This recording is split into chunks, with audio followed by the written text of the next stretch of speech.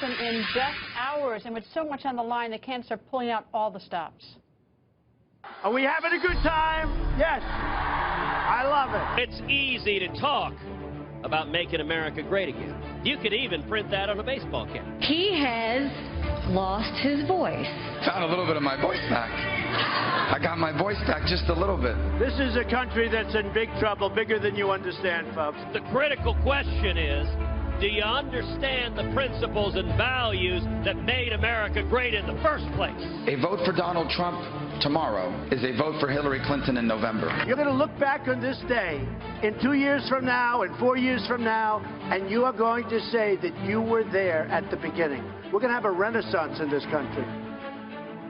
Well, how many delegates are at stake, and can anyone slow down Donald Trump? Former Speaker of the House, Newt Gingrich, goes on the record. Good evening, sir. Good to be with you. News on Friday that Governor Chris Christie endorsed Donald Trump. Significant endorsement? I thought it was a big deal because Christie was a competitor. He's from New Jersey, so he's Northeastern. And then I think the fact that the governor of Maine promptly followed him, you wouldn't have thought the way people characterize Trump, you'd have two Northeastern governors both endorsing him. I thought it was a big help. Is Donald Trump on his way to get his nomination? Or, as we hear that Senator Marco Rubio says there's going to be a floor fight, and Governor Kasich says he'll have a floor fight. Is that just saber rattling? Well, first of all, I thought it was very interesting that Carl Cameron was reporting from in front of the Alamo. Now, I don't know whether or not symbolically that means anything, but I do have a sense that Trump's opponents are all gathering at the Alamo and hoping for a last stand. Cruz is going to have a good day tomorrow. Rubio could or could not. For example, Rubio might pull off a real surprise in Minnesota in the caucuses. But Trump will dominate tomorrow. And then the big test will be on the 15th. And if neither Kasich nor Rubio can carry their home state, then it really is pretty much over. You can't take little bits of delegates and have a floor fight. I mean, you have to have enough delegates to have a floor fight.